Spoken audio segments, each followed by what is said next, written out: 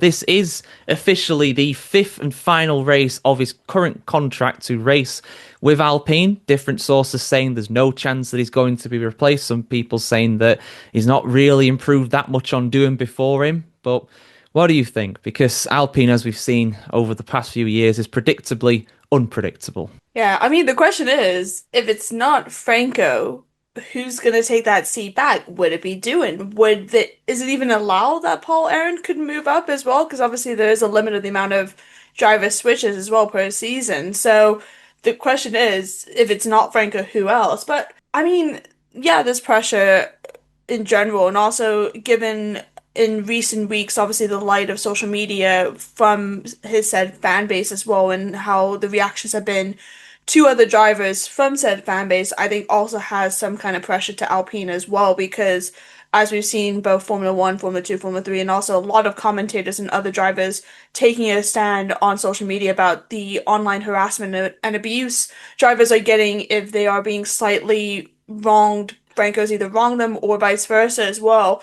That's not okay as well. So I think that also has a factor, not just his driving as well, because that is not good for sponsorships, for publicity, and all that. But looking to his actual driving, I've just double checked this because I wanted to make sure I was right when I said this.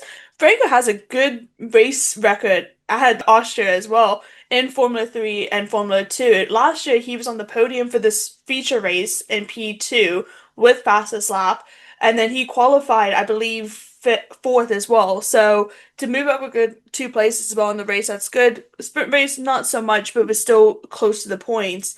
Go back to 2023, he was just off the podium for the feature race. So he has done consistent points. Formula 2 is a different kind of story. But I think this is actually quite a good one for him. I think this is also going to kind of prove that it's a track that he knows a lot better as well, because this is the thing, similar to with Lawson as well. They're putting him in tracks that he doesn't have as much familiarity as well. So Austria, I think, is probably his last shot to kind of given that this is a track that he has raced quite well in and a few years on.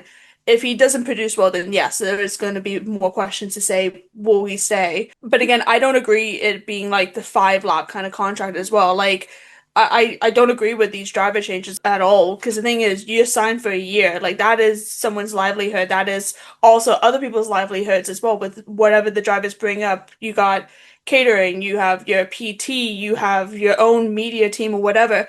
If those drivers change, that's a loss of funding for other people as well. And I don't understand how it's so easy for these teams to kind of chop and change and think it's okay as well without understanding probably the knock-on effects of that to not just the drivers' lives, but everybody else's lives as well.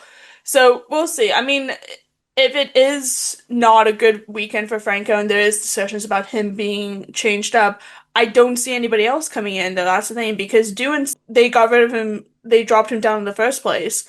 Paul Aaron, is that even allowed? Because that's three drivers in the same seat in one season without mitigating reasons, which I don't think is allowed according to the FIA rules. I could be wrong.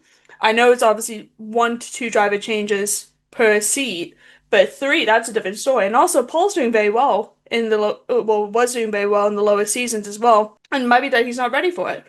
So we'll see. I mean, I'm not expecting a podium, let's be honest, but I think he could finally get some points, and I think that's probably the best possible outcome for him is to finish probably P10 or P8, where that's his highest finish that he's finished in Formula One, but that was last season. Yeah, I agree with you. I think he does need some points. And I also agree. I think they should stick with him. I feel like these rookies should be, or these inexperienced drivers, because it's technically his second season. But, I think these drivers should be given a proper chance. You can't go chopping and changing it. It doesn't work. But we're also asking Flavio Briatore to be considerate and reasonable and care about other people. He's not a man who's done that historically, as we know, as we've said many times on this channel.